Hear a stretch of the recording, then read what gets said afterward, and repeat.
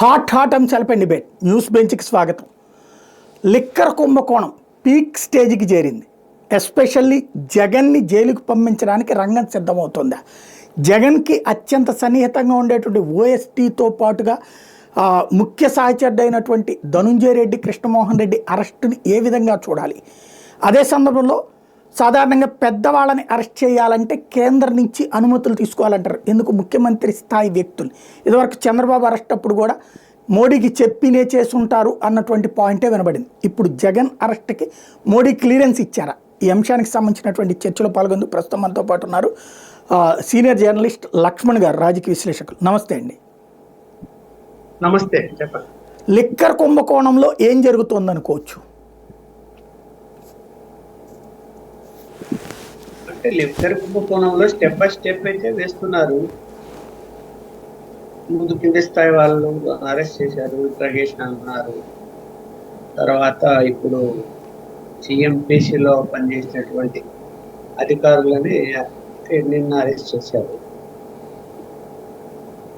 అక్కడ ఇందులో అన్నిటికీ మూలం ఏంటంటే విజయసాయి రెడ్డి కూడా పిలిచి విచారణ చేశారు.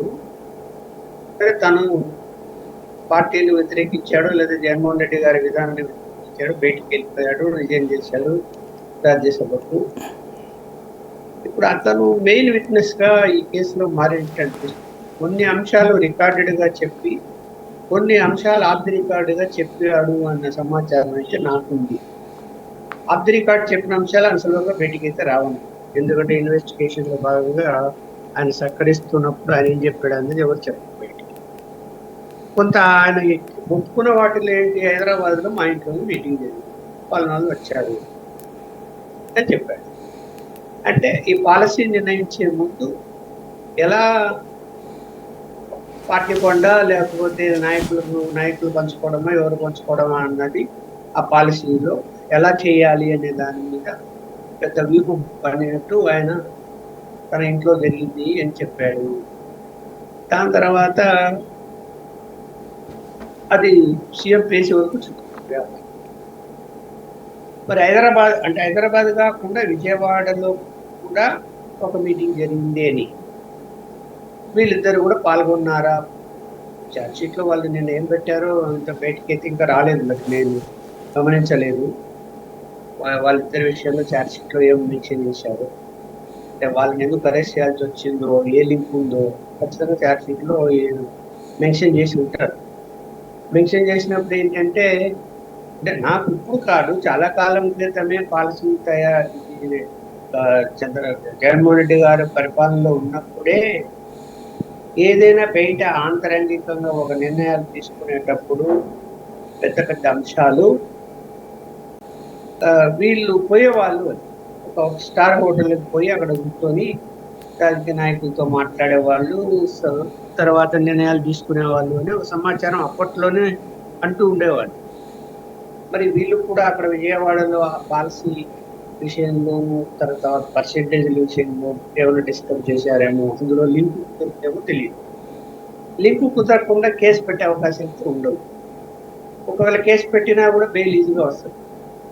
అందులో లింకు సరిగా స్పష్టంగా లేకపోతే ఆధారాలు కోర్టు నమ్మదు కదా, మీరు ఎందుకు అరెస్ట్ చేశారని చెప్పేసి నోటీస్ ఇచ్చారు, చట్ట ప్రకారం 3 సార్లు పిలిచారు, 3 సార్లు ఇంట్రాగేట్ చేశారు, మరి తర్వాత అరెస్ట్ చేశారు. అయితే మీరు అడిగిన క్వశ్చన్లు ఏంటంటే, సీఎంఓ వరకు వెళ్ళింది కానీ సీఎం వరకు వెళ్తారా, అంటే అంతకుముందు ఉన్న సీఎం వరకు వెళ్తారా? ఇక్కడ ఏంటి, నగదు ట్రాన్సాక్షన్ లో కట్టల డబ్బు అది పార్టీ ఫండ్కు చేరిందని, రకరకాల చేతులు మారి చేరిందని, మళ్ళీ ఆ డబ్బులన్నీ కూడా రకరకాల మార్గాల్లో మళ్ళీ అభ్యర్థులకు కొంతమందికి ఎన్నికల్లో చేరాయని అందరూ మాట్లాడుతున్నటువంటి మాట. అయితే ఈ ఆపరేషన్ లో, అంటే ఈ వీళ్ళు ఇంట్రాగేషన్ చేస్తున్నారు కాబట్టి దీంట్లో ఎక్కడైనా సరే వీళ్ళు ఇదిగో నా దగ్గరికి 100 కోట్లు ఇది నా దగ్గర అంత జమ చేసి పెట్టుకున్నా, లేకపోతే ఒక 50 కోట్లు జమ చేసి పెట్టుకున్నా, అది తీసుకెళ్ళి నేను జగన్మోహన్ రెడ్డి గారికి సంబంధించిన వ్యక్తికో, అంటే జగన్మోహన్ రెడ్డి గారి ఇంటిలోనో ఎక్కడో ఇచ్చాను, బెంగళూరులోనో హైదరాబాద్లోనో లేకపోతే విజయవాడలోనో ఇచ్చాను అని ఎవరైనా చెప్పి ఉంటే అది జగన్మోహన్ రెడ్డి గారికి లింక్ తగిలించేస్తారు. చెప్పారో లేదో మాకు తెలియదు. ఎందుకంటే ఆ అంశాన్ని బయటికి రానిలేదు. ఇంతవరకు ఆ ఇన్వెస్టిగేషన్ లో ఆ అంశాన్ని బయటికి రానిలేదు. ఆయన ఒక ఆయన రెడ్డి అబ్బాయి అతను పట్టుకున్నారు కదా, ఎక్కడో అతని పేరు మర్చిపోయారు. రాజకేశ్ ఏం రెడ్డి. పేరు? రాజకేశ్ రెడ్డి. రాజకేశ్ రెడ్డి. మొత్తం ఈ కేసు అంతా వ్యవహారంలో రాజకేశ్ రెడ్డి ప్రధాన పాత్ర. ఇప్పుడు ప్రధాన పాత్రధారుడు తను ఏం చెప్పినా కూడా ప్రజెంట్ సిచ్యువేషన్ ఏంటంటే అతను మాట్లాడే మాటలు వీడియో తీయకుండా ఏమీ ఉండదు. అన్ని వీడియో రికార్డ్ చేసే, ఎందుకంటే రేపు పొద్దున కోర్టుకు ఎవిడెన్స్ సమర్పించేటప్పుడు ఇబ్బంది లేకుండా జాగ్రత్తలు అయితే వహిస్తారు.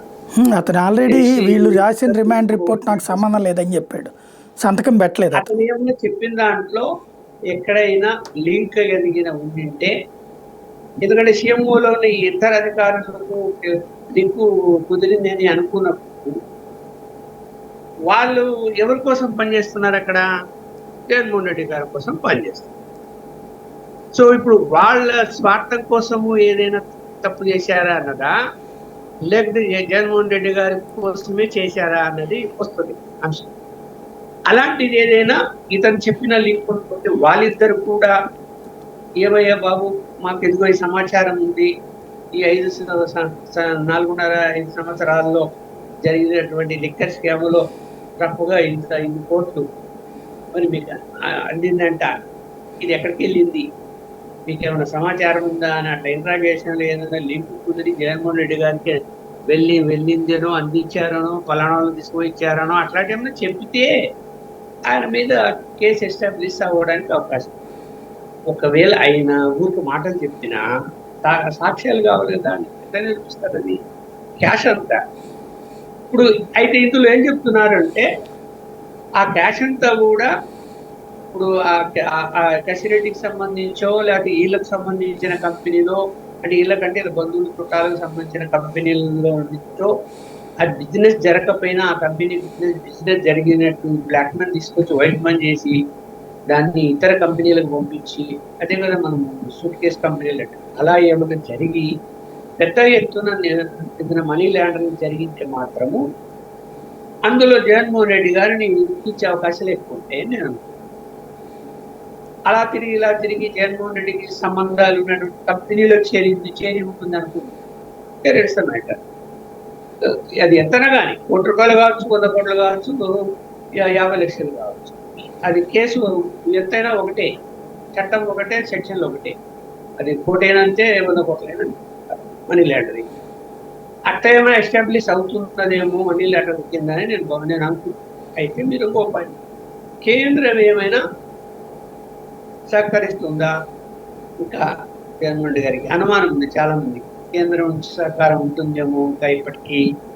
ఎందుకంటే కేంద్రానికి అనుకూలంగానే తన ఏజెంట్ ఉన్నాడు కదా, వాళ్ళకి లాయల్టీగానే పనిచేశాడు కదా, వాళ్ళు చెప్పినట్టు బిల్లులు అనేక బిల్లులు ఆమోదానికి సహకరించాడు కదా. ఇవన్నీ మనం మాట్లాడుతున్నప్పుడు ఆ రిలేషన్ ఇప్పుడు ఉందా లేదా అంటే రిలేషన్ అయితే ఉంది. ఎందుకంటే నేను లేదని చెప్పలేదు. తెలుగుదేశంతో పొత్తులో ఉండి గవర్నమెంట్ అంటే అధికారంలో ఉన్నప్పటికీ కూడా కూటమి ప్రభుత్వం జగన్మోహన్ రెడ్డి గారికి ఉన్నటువంటి లింకులు ఏంటరా అంటే రాజకీయ లింకులు కాదు, పెద్ద పెద్ద పారిశ్రామికవేత్తల ద్వారా అక్కడ బీజేపీ కేంద్ర నాయకత్వానికి అతనికి సంబంధాలు ఉన్నాయి. అతను పోయి ఏది చెప్పాల్సిన అవసరం లేదు. ఎవరికి చెప్పాలో వాళ్ళు చెప్తాడు, వాళ్ళు పోయి అక్కడికి చెప్తాడు. ఏదైనా ఉంటే కనుక ఇలా సహకరించండి అని అడుగుతారు. సరే చేస్తారా చేయరా మరి ఉండొచ్చు, రిలేషన్ ఉండొచ్చు, కానీ ఇప్పుడున్న పరిస్థితుల్లో చేస్తారా చేయరా అనేది ప్రధాన. నేనైతే భావిస్తున్నాను చెయ్యరు అని నేనైతే భావిస్తున్నాను. చేసే అవకాశాలు లేవు, ఏ విధంగా కూడా సహకరిస్తారు. అది ఒక నిర్ణయం పూర్తిగా తీసుకున్నారు అనే సమాచారం ఉంది. వైఎస్ఆర్సీపీ వాళ్ళుగా ఆలింపులు ఉన్నాయి, కేంద్రం సహకరిస్తుంది, రేపొద్దున మళ్ళీ ఎన్నికలు జరిగితే గవర్నమెంట్ వస్తే అప్పుడైనా బీజేపీ సహకరించాలి కదా అనేది ఇవన్నీ మాట్లాడుకోవచ్చు. కాకపోతే ఏంటంటే వాళ్ళ యొక్క వ్యూహంలో కేంద్ర నాయకత్వం అంటే కేంద్ర బీజేపీ నాయకత్వం వ్యూహంలో ఏంటి, రాష్ట్రాలలో ప్రాంతీయ పార్టీలు బలపడకూడదు, బలహీనపరచాలి ఏదో విధంగా, లేకపోతే వాటితో పెద్ద ప్రమాదం ఉందని వాళ్ళు భావించారు. మనం చూస్తున్నాం అనేక చోట్ల ప్రాంతీయ పార్టీని ఏదో కారణాలు దొరికితే చాలు వాటిని బలహీనపరుస్తూ బీజేపీ చొచ్చుకొని పోతుంది. పక్కనే చూసాం ఒరిస్సాలో, మనం ఎవరు ఊహించాలి బీజేపీ అధికారాన్ని. మహారాష్ట్రలో చూసాం, బలహీనపరిచారు, రెండుగా చీల్చారు, శివచారు అధికారంలోకి వచ్చేసారు. అందువలన ప్రాంతీయ పార్టీలు కర్ణాటక చూసాం, కర్ణాటకలో ప్రాంతీయ పార్టీ పొత్తు పెట్టుకున్నారు, దాన్ని బలహీనపరిచారు దేవేగౌడ పార్టీ. అలాగే ఇక్కడ కూడా ఆంధ్రప్రదేశ్ లో కూడా బలహీనపరచాల ప్రాంతీయ పార్టీలు అంటే, మీరు నన్ను ప్రశ్న ఇచ్చు, మరి జగన్మోహన్ రెడ్డి పార్టీ ఒకటేనా, లేకపోతే పవన్ కళ్యాణ్ పార్టీ ఉంది, తెలుగుదేశం ఉంది కదా, మరి 3 ప్రాంతీయ పార్టీలు ఉన్నాయి కాబట్టి మూడింటిని బలహీనపరిచే ప్రయత్నాలు చేస్తారా అనేది. అయితే మూడింటిని ఒకసారి చేయలేదు, సాధ్యం కాదు. ఇది ఏంటంటే అంటే కులవారి అంటే కులపరంగా కూడా పార్టీలు ఉంటాయి. ఉన్నప్పుడు ఆ కులాలు బలమైనటువంటి కులాలు, అంత సులభంగా వాటిని బలహీనపరచాలి అంటే అంత సులభం అయితే కాదు. దానివలన స్టెప్ బై స్టెప్ ఆలోచిస్తారు. ఇప్పుడు ఏం ఆలోచిస్తున్నారు, ఓకే జగన్మోహన్ రెడ్డి అతను ఓడిపోయాడు 11 సీట్లో, ఇంకా వాళ్ళ అతని వల్ల మనకు ప్రయోజనం లేదు అన్న తెలుగుదేశాలతో కొత్త. ఇప్పుడు జగన్మోహన్ రెడ్డి బలహీనంగా ఉన్నాడనే లెక్క. కాబట్టి ఇంకా బలహీనపడాలి అంటే ఏం చేయాలి, అతని కేసుల విషయంలో ఏమన్నా సపోర్ట్ చేద్దామా వద్దా అంటే చేసే అవకాశాలు అయితే లేవు. చూస్తున్నాం కదా, గాలి జనార్దన్ రెడ్డి బీజేపీ ఎమ్మెల్యేగా ఉన్నా కూడా కోర్టు శిక్ష పడింది, జైల్లో ఉన్నారు. అలాంటి పరిస్థితి ఉన్నప్పుడు ఒకవేళ ఈ కోర్టుల ద్వారా ఏమైనా శిక్షలు పడితే జగన్మోహన్ రెడ్డి గారికి అది దాన్ని సహకరించాలి ఆ లీగల్ అంశాలు అనేది ఉండకపోవచ్చు అని నేను. అదే ఉండనప్పుడు ఇప్పుడు ఈ కేసులో ఒకవేళ ముద్దాయిగా చేర్చి దాని మీద ఏదైనా క్వశ్చన్లు అయితే మీరు కూటమి ప్రభుత్వం, ఇక్కడ మనము చంద్రబాబు నాయుడు తప్పబడ్డానికి లేదు, జగన్మోహన్ రెడ్డి గారి మీద ఈ లిక్కర్ కేసు పెట్టి ఒకవేళ అరెస్ట్ చేశారు అనుకోండి, కూటమి ప్రభుత్వం కిందిగా వస్తుంది. అంటే బీజేపీ కూడా ఒప్పుకున్నట్టే వస్తుంది, జనసేన కూడా ఒప్పుకున్నట్టు వస్తుంది. జనసేన ఎలాగో కచ్చగట్టి ఉన్నారు, ఖచ్చితంగా చేయాల్సింది అంటాడు. బీజేపీ మరి అంత కచ్చగట్టి బీజేపీ అయితే లేదు నాకున్న సమాచారం మీద జగన్మోహన్ రెడ్డి గారు. కానీ బలహీనపరచాలనే నిర్ణయాల్లో స్టెప్ బై స్టెప్ వస్తుంది. ఇప్పుడు జగన్మోహన్ రెడ్డి గారికి ఏదైనా జరిగితే, అతను జైలు పాలైతే ఆ పార్టీ ఇంకా పూర్తిగా బలహీనపడతాడు. రేపు పొద్దున ఒకవేళ తెలుగుదేశంతో మళ్ళా విడిపోయి నువ్వు నేను అనుకుంటే అప్పుడు జగన్మోహన్ రెడ్డి పార్టీ బలహీనపడితేనే తెలుగుదేశం పార్టీని ఇంకా బలహీనపరచదు అనే ఆలోచన చేయొచ్చు. తెలుగుదేశంతో పూర్తిగా ఉంటారు వీళ్ళు బీజేపీ వాళ్ళు, రాబోయే ఎన్నికల్లో మళ్ళీ నారా లోకేష్ ముఖ్యమంత్రి చేయడానికి ఒప్పుకుంటారు అంటే అది జరిగే పని కాదని నేను ప్రశ్న వేయలేదు.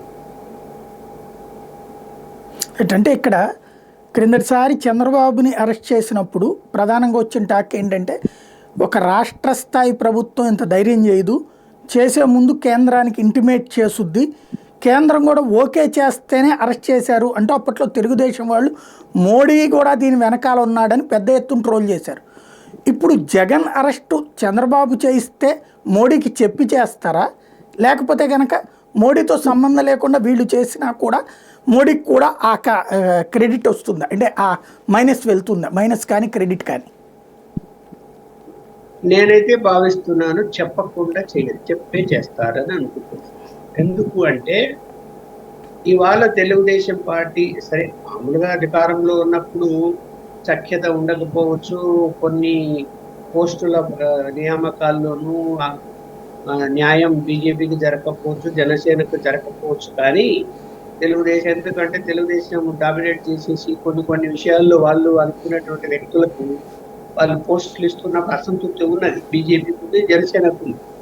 కానీ ఇక్కడ వ్యవహారం అంతా కేంద్రంలో ఉంది, కేంద్రంలో బీజేపీ నాయకత్వం కంట్రోల్లో ఉంది వ్యవహారం, వీళ్ళ చేతుల్లో రాష్ట్ర చేతుల్లో ఏం లేదు. రాష్ట్రంలో బీజేపీ నాయకులకో లేదా జనసేనకు అసంతృప్తి ఉంటే ఏమీ చేయలేదు. ఏమున్నా కూడా వాళ్ళు చెప్పాలా, వాళ్ళు ఏదైనా డైరెక్షన్ ఇవ్వాల్సింది తప్ప ఈవెన్ పవన్ కళ్యాణ్ పరిస్థితి కూడా అంతే. అతను కేంద్రంలో బీజేపీ నాయకులు చెప్పిన దాని ప్రకారమే ప్రొసీడ్ అవుతున్నాడు తప్ప అతను సొంతంగా ఏం చేయలేని పరిస్థితులు అతను కూడా ఉన్నాడు. ఉన్నప్పుడు మీరు ఇట్లాంటి నిర్ణయం తీసుకునేటప్పుడు అంత తెలివి తక్కువగా కేంద్ర బీజేపీ నాయకత్వానికి చెప్పకుండా జగన్మోహన్ రెడ్డి గారి మీద ప్రొసీడ్ అయ్యే అవకాశం లేదు. ఏ విషయంలో అయినప్పుడు చెప్పే చేస్తారు. ఎందుకంటే రేపొద్దున కేసు సిబిఐకో మనీ లాండరింగ్కో వెళ్ళినప్పుడు కేంద్ర శాఖ నుంచి అలాగే అప్పుడు మీరు మాకు చెప్పినారంటారు. అందువల్ల ఖచ్చితంగా సమాచారం ఇచ్చు, లేకపోతే కొత్తగా కలుస్తున్నారు కదా. ఇప్పుడు ప్రధానమంత్రి గారిని ఇవాళ లోకేష్ కూడా కలుస్తున్నారు. అంతకుముందు చంద్రబాబు నాయుడు కలిశారు, అమిత్ షా చాలాసార్లు కలిశాడు. చెప్పకుండా ఎందుకు? అమిత్ షా గారికి చెప్పినా చాలు, ఆయన పిఎం గారికి చెప్పకుండా ఏముండదు, చెప్తారు. అందువలన అమిత్ షాతో కలిసి వివరాలు ఇచ్చినా కూడా సరిపోతుంది. చెప్పే చేస్తారని నేను అనుకుంటున్నాను. ఒకవేళ చెప్పినప్పుడు వాళ్ళు ఏదైనా డైరెక్షన్ ఏమైనా ఇస్తారా అని కదా మనం ప్రజలు అనుకోవచ్చు, వైఎస్ఆర్పీ ఇవ్వాలనుకోవచ్చు. ఏమో జగన్మోహన్ రెడ్డి గారి కాపీ ఇవ్వాలని కదా, వాళ్ళు ఏదైనా అలాంటి పని దూకుడు పని చేయొద్దు అని చెప్తారేమో అని కూడా మనం అనుకోవచ్చు, చెప్పొచ్చు కూడా, చెప్పలేము. అయితే ఏంటంటే ఇక్కడ చంద్రబాబు నాయుడు క్యారెక్టర్ గురించి నేను చెప్పాను. అతను పరమ పిరికివాడు, అలా ఊరితో మామూలు పిరికివాడు అంటాడు. భయపడతాడు, చాలా భయపడతాడు. ఏం జరుగుతుందో, తర్వాత అతను ఎలా రియాక్ట్ అవుతాడు. ఇప్పుడు రాజశేఖర రెడ్డి గారు ఉన్నప్పుడు అదే జరిగింది. నేను చాలా ఉదాహరణ చెప్పగలను. కొడుకు ఉన్నప్పుడు కూడా వాళ్ళ యొక్క విధానాలు అవన్నీ తెలుసు కాబట్టి అతనికి భయం ఎక్కువ. అందువల్ల నేను చెప్పడం కదా, తెలుగుదేశం పార్టీలో ఉన్నటువంటి నాయకులు, ఆయనతో క్లోజ్గా ఉన్న నాయకులే చెప్తున్న మాటలు ఇది.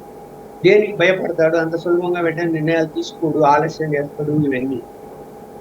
అందువలన ఇక్కడ ఎర్రచందనం స్మగ్లింగ్ కేసులో ఒక రెడ్డి అతను, కడప జిల్లా అతను, ఇవాళ అతను కోట్లు సంపాదించి దుబాయ్లో కూడా ఉన్నాడు, ఇక్కడ లేడు ఇండియాలో. అతని విషయంలో పూర్తి సమాచారంతో ఒక వ్యక్తి, కడప జిల్లాకు సంబంధించిన తెలుగుదేశం నాయకుడు, ఈయన సీఎంగా ఉన్నప్పుడు, ఫస్ట్ టైం సీఎం అయినప్పుడు మొత్తం డాక్యుమెంట్స్ తీసుకొచ్చి, ఎవిడెన్స్ సహా, ఫోటోలు సహా తీసుకొచ్చి సబ్మిట్ చేసి వాడి మీద యాక్షన్ తీసుకోండి అని. అప్పుడు నేను ఉన్నా అక్కడ, ఆ సీఎం క్యాంప్ ఆఫీస్ నాకు కూడా చూపించాడు అక్కడ. ఆయన సీఎం చూపించాము, యాక్షన్ తీసుకోమని చెప్పితే సరే చూద్దాంలే, పరిశీలిద్దాంలే అన్నాడు. నేను లోపలికి వెళ్ళి, ఆయన వచ్చాడు కదా, మీకు అన్ని చూపించాడు కదా, మీరు యాక్షన్ తీసుకోవచ్చు కదా అంటే, వానికి రాజశేఖర రెడ్డి గారి సపోర్ట్, శిష్యుడు, రాజశేఖర రెడ్డి గారి శిష్యుడు. రాజశేఖర రెడ్డి గారి శిష్యుడు కదా, మనం ఓటుకు 2 ఆలోచించాలి కదా అని ఆ ఫైలు పోని ఏదైనా సిఐడికో ఎవరికైనా ఇచ్చిండు, విచారణ చేస్తారు, వాళ్ళ పని వాళ్ళు చేస్తారంటే ఆయన తర్వాత నేను ఇతనే మళ్ళీ నాకు 3 నెలల తర్వాత కనపడి ఏ చర్యలు తీసుకోలేదు, ఊరికి అనవసరంగా తీసుకొచ్చి ఆయనతో కలిసి ఆయన ఇచ్చిపోయానని బాధపడ్డాడు అబ్బాయి, ఆ వ్యక్తి, తెలుగుదేశం నాయకుడు. ఇంకా మరి ఏం చెప్పాలి చెప్పండి. ఆయన నిజంగా అంత పిరికోడు అయ్యి ఉంటే ఎన్టీ రామారావునే గద్దె దించగలుగుతాడా, లేకపోతే ఇవాళ రోజున ఇంతమందిని అరెస్ట్ చేయించగలుగుతాడు? ఇప్పుడు జగన్ని అరెస్ట్ చేసేటప్పుడు ఆ రోజున ఆ కేసులో ఇంప్లీడ్ అవ్వగలిగింది తెలుగుదేశం పార్టీ. జగన్ 16 నెలలు జైల్లోకి రానియకుండా చేసింది. ఇవాళ వైఎస్ఆర్ కాంగ్రెస్ పార్టీని తాట తీసి వదిలిపెడుతున్నాడు చంద్రబాబు నాయుడు. ఆయన పిరికోడు అనేటటువంటిది పైకి అలా అనిపించు, లేకపోతే అట్లాగా మీలాంటి వాళ్ళతో అనిపించి కఠినంగా తీసుకునే నిర్ణయాలు ఆయన తప్పించి ఇంకెవరు చేయగలిగాడు ఇంత పెద్ద యాక్షన్స్? ఆంధ్రప్రదేశ్ చరిత్రలో ఒక ఎన్టీఆర్నే గద్దెదించి ప్రభుత్వాన్ని చేతిలో తీసుకోవడం దగ్గర నుంచి రాజశేఖర రెడ్డి వారసుడుగా రాబోయే జగన్మోహన్ రెడ్డిని ముందుగానే జైల్లో పడేపించడం దగ్గర నుంచి, ఆ తర్వాత ఇవాళ జగన్నే జైల్లో పెట్టడానికి, ప్లస్ వైఎస్ఆర్ కాంగ్రెస్ పార్టీ మొక్క చెక్కలు చేయడానికి, అట్లాగే 23 మంది ఎమ్మెల్యేలను పక్కన దించడానికి, ఓ పక్కన కేసీఆర్ లాంటి వాడిని గద్దె దించడానికి ఆనాడు చేసినటువంటి ప్రయత్నం కావచ్చు. ఆయన పిరికోడు ఎట్లా అవుతాడు? నేనైతే పిరికోడేనంటే ఇప్పటికీ. ఎందుకంటే ఆయన మీరు అన్నట్టు ఏంటంటే పిరికితనం అని ఎందుకంటే అంటే ఏదైనా మీరు చెప్పిన ఆఫీసర్లదంటే రాజశేఖర రెడ్డికి ఆయనకి ఇంటర్లింకులు ఉన్నాయి కాబట్టి ఒకళ్ళకొకళ్ళు ఇచ్చి పుచ్చుకునే ధోరణి కాబట్టి అట్లా చేసి ఉండొచ్చు. అంతేగాని అది పిరికితనం ఎందుకు అవుతుంది? పిరికితనం రాజశేఖర రెడ్డి కంటే మొండోడు ఆయన, లేకపోతే ఇంత చేయగలుగుతాడా? రాజశేఖర రెడ్డి కూడా ఇంత కక్ష సాధించలేదు కదా ఎవరి మీద కూడా. అంటే వాళ్ళు అట్లా కాదు కదా. ఇక్కడ వాళ్ళు రాజకీయంగా రాజశేఖర రెడ్డి గారు మనస్తత్వం వేరు. ఆ రాజకీయంగా ఎదుర్కొంటామంటాడు కానీ వ్యక్తిగతంగా అతను పోవాలని అనుకో. అతను ఎప్పుడు కూడా మరి వ్యక్తిగతంగా ఎదుర్కోవాలనుకునేడు అంటాడు పిరికోడు ఎట్లా అవుతాడు? జగన్ని జైల్లో పడేపించడం అయినా, ఎన్టీఆర్ని గది దించడం అయినా, లేకపోతే ఇవాళ రోజున జగన్ని అసలు జీవితంలో కోలుకోనికుండా దెబ్బ కొట్టడం అయినా, అంతకుముందు పవన్ కళ్యాణ్ మాట వినకపోతే దెబ్బ కొట్టే కాన్సెప్ట్ అయినా, ఎక్కడైనా మొండిగానే వెళ్ళాడు కానీ ఎక్కడ తగ్గాడు ఆయన చంద్రబాబు? ఆయన పిరికోడు ఎందుకు అవుతాడు? నేను ఇతర నాయకుల విషయంలో అనటం లేదు. ఓన్లీ పులిపల్లెలకు సంబంధించిన రాజశేఖర రెడ్డి లేకపోతే జగన్మోహన్ రెడ్డి గారి విషయంలోనే నాకున్న కొన్ని ప్రత్యక్ష అక్కడేదో ఇంటర్నల్ అండర్స్టాండింగ్ ఉంటాయి ఇద్దరి ఫ్రెండ్షిప్ మీద, అంతకు మించి ఏముంటుంది. కానీ వాస్తవంగా చెప్పాలంటే రాజశేఖర రెడ్డి కంటే ధైర్యవంతుడు అవుతాడు చంద్రబాబు నాయుడు. ఇకపోతే ఈవేళ జగన్మోహన్ రెడ్డి అరెస్ట్ అయితే వైఎస్ఆర్ కాంగ్రెస్ పార్టీ మొక్కలు చెక్కలైపోతుందా? ఇక ప్రతిపక్షం లేకుండా పోతుంది ఆంధ్రాలో. ముక్కలు చిక్కలైతే అని నేను అనటం లేదు, బలహీనపడే అవకాశం వస్తుంది. ఎందుకంటే ధైర్యం అనేది పోతుంది నాయకుల మధ్య. ఇప్పుడే చాలా మంది పార్టీ మారి, కొంతమంది బీజేపీ, కొంతమంది తెలుగుదేశం, కొంతమంది జనసేనలో వెళ్ళిపోతున్నారు కదా. ఒకవేళ రేపు అరెస్ట్ అయితే అంటే మామూలుగా అరెస్ట్ అయితే బెయిల్ వస్తాయి ఇతర కేసుల్లో. బట్ ఆల్రెడీ విచారణలో ఉన్నటువంటి కేసుల్లో జడ్జిమెంట్ వస్తే మాత్రము అది ఒక మనీ లాండరింగ్ కేసులో 7 సంవత్సరాలు శిక్ష పడే అవకాశాలు ఉన్నాయి అన్నది ఒక సమాచారం. అట్లాంటిది ఏదైనా జరిగితే ఈ కేసుల్లోనే ఉంది. పోతారు మళ్ళీ బెయిల్ వస్తాయి, అదేం 2 నెలలకు 3 నెలలకు బెయిల్ వచ్చే అవకాశాలు ఉంటాయి. ఇప్పుడు పెద్ద ఆధారాలు లేకుండా లింకు పట్టుకొని ఉప్పల లక్ష్మణ్ చెప్పాడు కదా, నేనే పోయి ఇచ్చేసి వచ్చాను ఇంట్లో అని అన్నాడు కదా, ఈయన అన్నాడు కాబట్టి ఆయన ఇంట్లో ఇచ్చారు అని చెప్పి రాసేసి ఛార్జ్ షీట్లో అరెస్ట్ చేశారు. కోర్టులో బెయిల్ అప్పుడు ఏం చెప్తారు సంబంధం? అవునండి ఇచ్చారని చెప్పాడు ఉప్పల లక్ష్మణ్. ఆయన ఇంట్లో దొరికిందా, మీరు రైట్ చేసినారా, ఆ డబ్బు ఎక్కడ పోయింది, దానికి సమాధానం ఏంటంటే పోలీసుల దగ్గర ఏముండదు, చేతులు బెయిల్. అంతే జరగబోయేది, అంతకుమించి ఏముంటుంది? ఎక్కడ దొరుకుతాయి డబ్బులు? ఇప్పుడు అవన్నీ ఆ మనీ ట్రాన్స్ఫర్, నేను ఇందాక చెప్పినట్టు ఒకవేళ మనీ లాండరింగ్ జరిగి ఉంటే ఆ డబ్బు రకరకాల కంపెనీల్లో పోయి అటు తిరిగి వచ్చి అది ఒక ఎవిడెన్స్గా దొరుకుతుంది. ఎస్, ఉప్పల లక్ష్మణ్ సంబంధించిన కంపెనీ ఇది, వాళ్ళ తమ్ముడిదో చెల్లెలదో లేకపోతే ఎవరిదో అందులోకి అలా వచ్చింది. వాళ్ళకి ఆ కెపాసిటీ లేదు, ఆ కంపెనీ నడిపే కెపాసిటీ లేదు. అందులో ఆ కంపెనీ ఏదైతే ఉత్పత్తులు అంటుందో, ఎగుమతులు అంటుందో, దిగుమతులు అంటుందో అవన్నీ జరగలేదు. ఆ అమ్మిన వస్తువులు ఏంటి, ఇట్లాంటివన్నీ వస్తాయి. విచారణలో వచ్చినప్పుడు అది ఎవిడెన్స్గా దొరుకుతుంది. ఆ జడ్జి కూడా కన్విన్స్ అవుతాడు, ఎస్ ఉండొచ్చు దీన్ని, అరే అంత చిన్న కంపెనీలోకి ఇంత డబ్బు ఎట్లా పోయింది, ఇవన్నీ వస్తాయి. అంతే తప్ప ఇప్పుడు వీళ్ళు రైడ్ ఎవరు ఈ లిక్కర్ కేసులో ఎవరి ఇళ్లలో అయినా రైడ్ చేసి క్యాష్ పట్టుకున్నారా ఎప్పటివరకు? వారి దగ్గర ఏమి రూపాయి కూడా లేదు. అరే అంటే వాళ్ళు సెర్చ్ చేసినా దొరకవని తెలుసు, ఇళ్లలో పోయి చూసినా దొరకవు. ఈ తర్వాత కూడా దొరికే అవకాశం లేదు. ఎక్కడ దొరుకుతాయి ఇంకా? కాబట్టి ఇక్కడ డిమారలైజ్ చేయడానికి ప్రయత్నం చేస్తారు తప్ప కేసుల్లో పస ఉంటుందని నేనైతే అనుకుంటాను. ఈ కేసు మామూలుగా చంద్రబాబు నాయుడిని ఇట్లాగే డిమారలైజ్ చేయడానికి చేసిన ప్రయత్నం, అరెస్టు, ఇదంతా జరిగింది.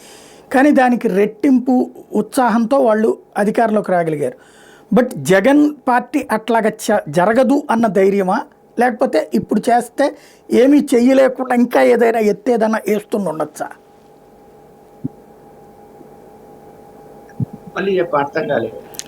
ఇప్పుడు చంద్రబాబుని అట్లా అరెస్ట్ చేసినందువల్లనే ఆయన అధికారంలోకి వచ్చారు, జగన్ అధికారంలోంచి దిగాడు. అది తెలిసి ఇప్పుడు జగన్ మీద ఆ విధమైన వేధింపులు జరపడం అంటే అట్లా జరగదులే అన్న నమ్మకమా, లేదా ఇంకా అంతకంటే స్ట్రాంగ్ ఎత్తుగడ ఏదన్నా ఉందనుకోవాలా చంద్రబాబు దగ్గర? ఇప్పుడు చంద్రబాబు నాయుడు గారిని అరెస్ట్ చేయటం వలనే అతను అధికారంలోకి రాగలిగాడు అంటే నేనైతే అంగీకరించాను. అది కాదు. చంద్రబాబు నాయుడు గారు అరెస్ట్ చేయటం వలన జరిగింది ఏమిటంటే ఆయనకు సంబంధించిన సామాజిక వర్గం వల్ల యూనిటీ ఏర్పడి ఇన్వెస్ట్మెంట్ చేశారు, పెద్దగా ఇన్వెస్ట్మెంట్ చేశారు. కానీ ప్రజల్లో అప్పటికే వ్యతిరేకత ఉండటం వలన, ఈ ఏదైతే అవినీతి దౌర్జన్యాలు ఉండటం వలన జనము వ్యతిరేక ఓటు వేశారు. ఏం పెద్ద డిఫరెన్స్ ఏం లేదు, 2% కదా డిఫరెన్స్, ఏం పెద్ద డిఫరెన్స్ అక్కడ. అందువలన అక్కడ ఏమి దాన్ని మనము ఆయన అరెస్ట్ అయ్యాడే కాబట్టి చంద్రబాబు అరెస్ట్ చేశారని జనం తెగబడి అగెనిస్ట్ గా జగన్మోహన్ రెడ్డికి వేసారనేది కరెక్ట్. అది అక్కడేమో అది ఆ యూనిటీ చేసింది, ఇన్వెస్ట్మెంట్ చేశారు, ఆయనకు భారీగా నిధులు వచ్చాయి.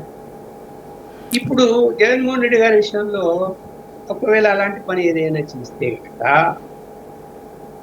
ఎవిడెన్స్ ఉండి, ఇదిగో పక్కా ఎవిడెన్స్ ఉంది కాబట్టి చేయగలిగినాము అని చెప్తే పబ్లిక్ కన్ఫ్యూజ్ అవుతారు. ఎస్, ఈ ఎవిడెన్స్ ఉంది, జగన్మోహన్ రెడ్డి తప్పు చేశాడు కాబట్టి అని. ఇది నేను ఇందాక చెప్పా కదా, అట్లాంటి ఏమి ఎవిడెన్స్ లేకుండా లింక్ ఉంది అని చెప్పాడు కాబట్టి ఆయన్ను కూడా చేర్చాము అని చెప్పి చేస్తే గనక ఛార్జ్ షీట్ లో క్లియర్ గా మెన్షన్ చేయాల్సి వస్తుంది ఎందుకు అరెస్ట్ చేసింది. ఏది ఛార్జ్ షీట్ కదా, అరెస్ట్ రిపోర్ట్. అప్పుడు జనానికి ముందు అది బయటకు వస్తుంది, బయటకు తెలుస్తుంది కదా ఏం లేదని. అరే కక్ష సాధింపు ధోరణి కింద రెడ్ బుక్ పెట్టారు, ఇవన్నీ చేస్తున్నట్టు. ఇప్పటికే అనేక కేసుల్లో కక్ష సాధింపు పరంగానే వీళ్ళు యాక్షన్ తీసుకుంటున్నారు, ఏమి పసలేదు అని చెప్పి ప్రజల్లోకి వెళ్ళిపోయింది మెసేజ్. ఏదో 4 తిట్లు తిట్టారంటే వాళ్ళు అరెస్ట్ చేయగలరు, తిట్టు తిట్టాడు అని. ఇప్పుడు చాలా మంది మీద ఇంకా చెప్తూ ఉన్నారు. ఇప్పుడు ఎన్నికల ముందు చేసినటువంటి ఆరోపణల మీద టెక్కానైపోయి వాటి మీద ఏమైనా ఎవిడెన్స్ సంపాదించి కేసులు బుక్ చేసి చేయగలుగుతున్నారా? అసలు లిక్కర్ స్కామ్ కంటే భయంకరమైనటువంటి పెద్ద స్కామ్ మైనింగ్. ఏం చేస్తున్నారు? పెద్దిరెడ్డి రామచంద్రారెడ్డి అడవి భూములు ఆక్రమించాడు అని ఆ కేసు ముందు తీసుకొచ్చి నడిపిస్తున్నారు తప్ప అసలు కథ ఏమైంది? మరి ది గ్రేట్, నేను చెప్తున్నా, ఇతను తప్పు చేసినప్పుడు నాకున్న పక్కా సమాచారం చెప్తున్నా, అది ఎవరు ఏమన్నా అనుకో. ఎవరు? పెద్దిరెడ్డి రామచంద్రారెడ్డి మైనింగ్ ఇచ్చిన తర్వాత 6 నెలలకే భయంకరమైనటువంటి తప్పులు చేశాడు మైనింగ్ లో. ఫైళ్ళల్లో అడ్డదిడ్డంగా ఫైళ్ళు సృష్టించాడు.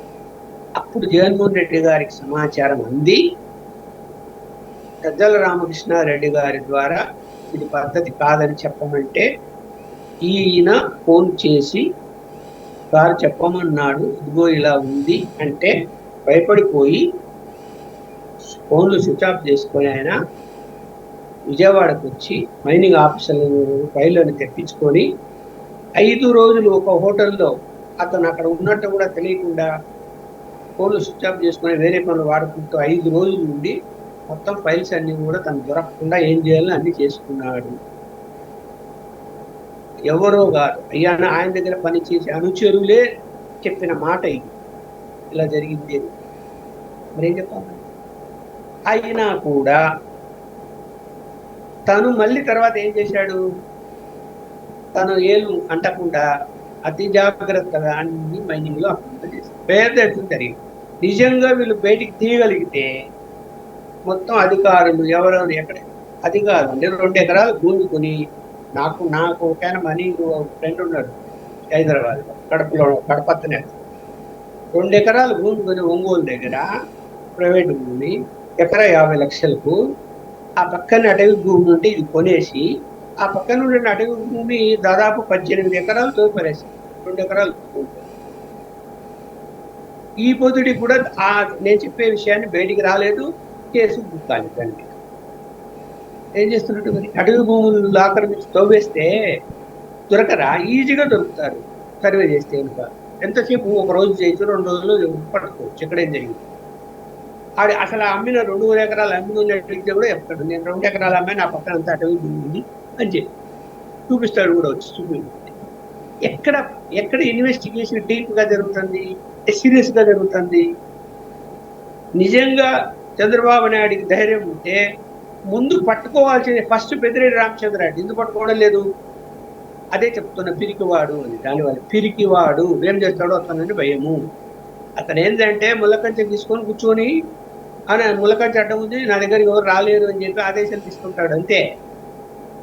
అంతకు మించి తను స్వయంగా పరిశీలించి చూసి తప్పు ఇంత పెద్ద ఇష్యూనా మనకెందుకు అనేటువంటి పద్ధతిలోనే పోతాడు. ఇవన్నీ ఏంటి, ఏం కేసులు అండి ఇప్పుడు వెండి కేసులు, కక్ష సాధింపు కేసులు అంటే అయ్యా చాలా ఉన్నాయి తీయదలుచుకుంటే. అలాగే ఇప్పుడు కూడా 11 నెలలు అయింది.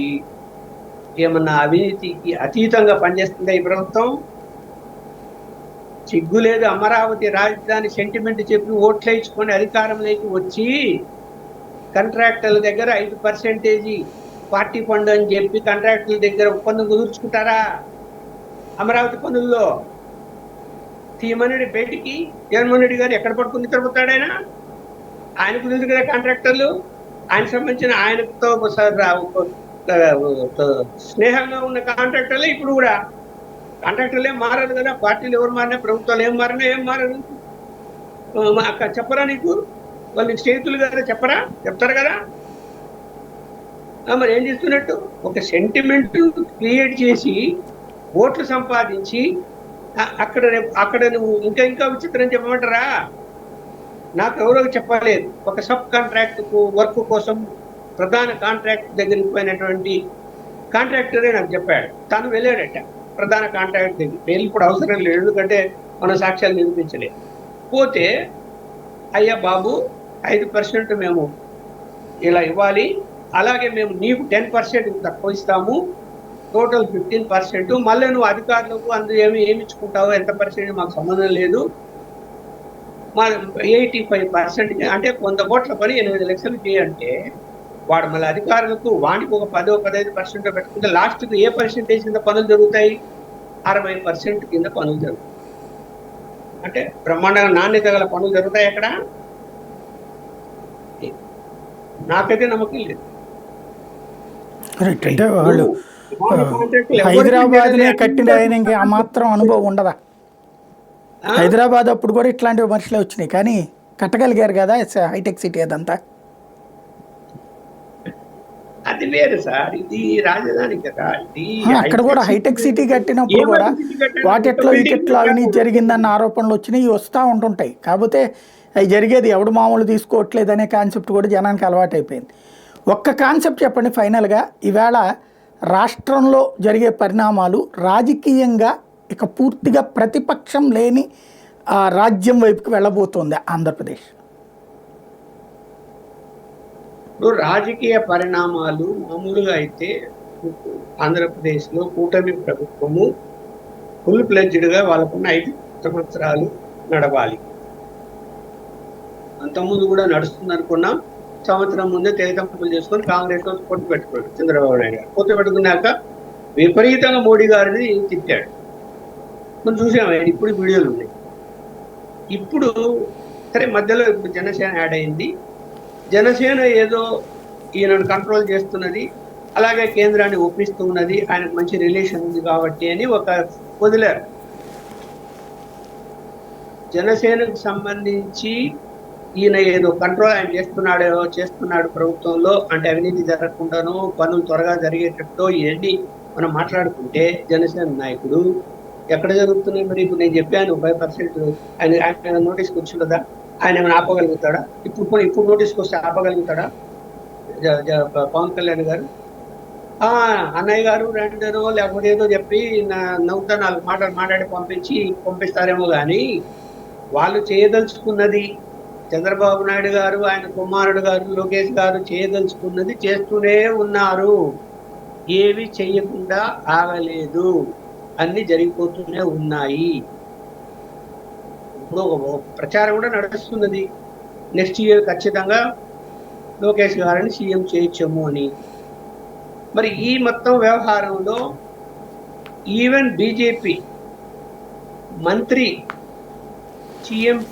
సీఎం పేషీలోను, తర్వాత హెల్త్ మినిస్టర్ పేషీలోను అక్కడ మాట్లాడినటువంటి అధికారులకు చెప్తుంది, మంత్రి గారు ఈ పని చెయ్యండి అని రాతపూర్వకంగా పిటిషన్లు ఏమన్నా వస్తే పంపించినా కూడా 10 పంపిస్తే 1 2 చేస్తారు. అదే చంద్రబాబు నాయుడు గారి నుంచి కానీ లోకేష్ గారి దగ్గర నుంచి సమాచారం వస్తుంది, అంటే మెసేజ్లు వచ్చినా లెటర్లు వచ్చినా నిమిషాల మీద చేసేస్తున్నారు. ఏం చెప్పాలి? ఏం చెప్పాలి? ఇవన్నీ చేరవా బీజేపీ వాళ్ళకి? కేంద్రానికి చేరవా? చేరుతాయి. చేరకుండా ఉండవు. నాలంటి వాళ్ళు ఉంటారు చెప్పేవాళ్ళు, పంపించేవాళ్ళు. చేరుతాయి. వాళ్ళు ఆలోచిస్తారు కదా, అరే ఎలా ఉంటున్నాడు, ఊరికి నటిస్తూ ఉంటే అయిపోతుందా? చిత్తశుద్ధి ఉండాలి. భారత్ మాతకి జై అంటే సరిపోదు. నువ్వు నిజంగా సహకరిస్తున్నావా బీజేపీకి? బీజేపీ ఎదగడానికి సహకరిస్తున్నావా అనేది ఇంపార్టెంట్ అక్కడ. ఇప్పుడు అది చూస్తున్నారు వాళ్ళు. బీజేపీ ఎదగడానికి సహకరిస్తున్నారా లేదా అనేదే చూస్తారు వాళ్ళు. నువ్వు వచ్చి భారత మాత జై అంట అని అమ్మో నాకు అనుకూలంగా ఉన్నాడని అనుకునేంత పిచ్చోళ్ళుగా ఏం లేరు అక్కడ ఢిల్లీలో. Right, thank you very much. ఇది పరిస్థితి. ఓవరాల్గా రాష్ట్రంలో అయితే కీలకమైన పరిణామాలు చోటు చేసుకుంటున్నాయి. ఇప్పటికే జగన్ సన్నిహిత అధికారుల అరెస్ట్ తర్వాత జగన్ని అరెస్ట్ చేయడానికైతే రంగం సిద్ధమవుతోంది. మరి అది రాష్ట్ర రాజకీయాల్లో కీలక మలుపు తిరపబోతోందా, లేకపోతే ప్రస్తుత ప్రభుత్వానికి ఎదురు దెబ్బ అవుతుందా? రాబోయే రోజుల్లో తేలాల్సి ఉంది.